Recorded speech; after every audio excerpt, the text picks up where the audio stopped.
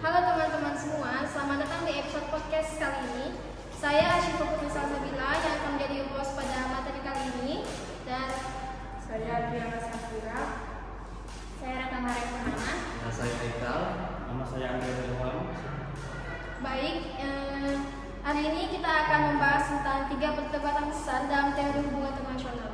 Ini adalah perdebatan yang telah membentuk cara kita memahami dunia politik global. Mari kita mulai dengan perdebatan pertama, realisme versus liberalisme yang akan dibawakan oleh saudara Haikal.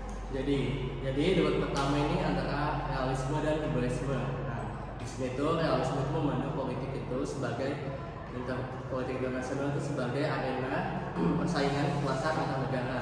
Dan di sini para realis itu memandang bahwa negara itu merupakan aktor utama dan mereka bertindak sesuai dengan kepentingan nasional mereka, terutama dalam hal keamanan. Nah, dalam pandangan realisme itu tidak ada otoritas yang politik selain negara, dan sehingga dunia itu dianggap sebagai anarki internasional. Negara-negara juga cenderung mengedepankan kekuatan militer dan politik dalam menjaga keamanan dan kekuasaan mereka. Nah, di sisi lain tuh ada bernama liberalisme. Nah, di sini liberalisme itu menekankan tentang bahwa hubungan internasional itu tidak hanya ditentukan oleh kekuasaan dan kepentingan nasional.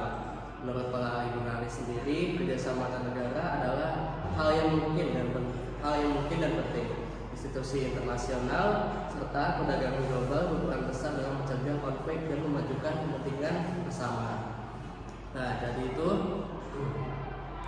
perdebatan antara realisme dan liberalisme itu pada dasarnya berkisar pada pertanyaan apakah dunia internasional lebih didorong oleh persaingan kekuasaan atau kerjasama antar negara. Nah, teman-teman, menurut kalian mana yang lebih mendekati kenyataan nih? Ya, baik, saya kembali ke host. Oke, jadi secara singkatnya, debat pertama dalam teori hubungan internasional ini yang sering muncul adalah antara realisme dan liberalisme. Dua teori ini memandang dunia internasional dari sudut pandang yang sangat berbeda. Oke, jadi kita langsung saja ke debat yang kedua, yaitu positivisme dan tradisionalisme yang akan dibawakan oleh saudara Andre. Saya di sini akan menjelaskan tentang positivisme.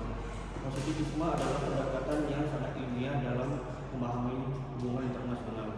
Pendekatan ini percaya bahwa kita dapat menggunakan metode-metode empiris seperti eksperimen dan pengamatan untuk atur internasional. Para positivis yakni bahwa hukum dan pola dapat ditemukan dalam hubungan antar negara, sama seperti dalam pengetahuan alam. Dan saya akan kembalikan kepada kelas. Oke, jadi kita lanjut saja materinya, masih yang kedua yang akan dibawakan oleh saudara Adri. Di sisi lain, tradisionalisme cenderung mengandalkan pendekatan yang lebih interpretatif dan historis.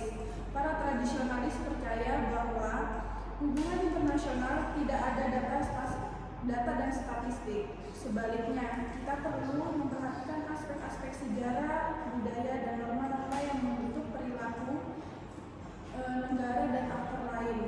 Bagi mereka, hubungan internasional lebih merupakan seni daripada ilmu pasti. Debat ini berkisar pada pernyataan apakah hubungan internasional dapat dipahami dengan pendekatan ilmiah ataukah kita memerlukan pemahaman yang lebih dalam tentang konteks, sejarah atau budaya. Dan ini adalah pernyataan besar yang terus diperdebatkan hingga saat ini. Oke, teman-teman, kita lanjut saja ke materi debat yang ketiga, yaitu positivisme empiris versus post-positivisme yang akan dibawakan oleh saudara Hani.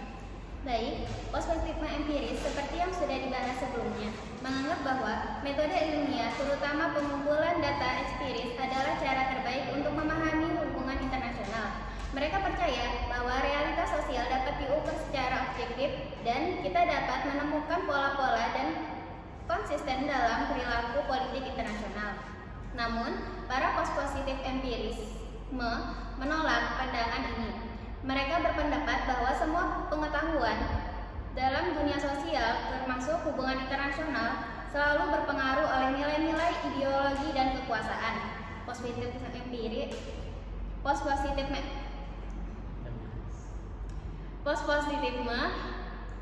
menekankan menekankan bahwa tidak ada kebenaran objektif yang bisa ditemukan melalui metode ilmiah saja. Sebaliknya, pengetahuan sosial selalu bersifat subjektif dan dibentuk oleh siapa yang memiliki kekuasaan dan mendefinisikannya. Dengan kata lain, penjelasan yang tadi mempertanyakan apakah pengetahuan yang kita miliki tentang dunia internasional bisa benar-benar objektif atau selalu dipengaruhi oleh pengertian dan pendapatan dunia tertentu. Oke teman-teman, itu dia 3 perdebatan besar dalam hubungan internasional yang telah membentuk cara kita memahami dunia sekitar. Dari realisme versus liberalisme, positivisme versus tradisionalisme, hingga positivisme empiris versus post-positivisme. Masing-masing memiliki pandangan sendiri tentang bagaimana dunia bekerja. Semoga pembahasan hari ini memberikan wawasan baru bagi kalian dan juga bagi kami tentunya. Sekian saja video materi kami pada hari ini. Wassalamualaikum warahmatullahi wabarakatuh.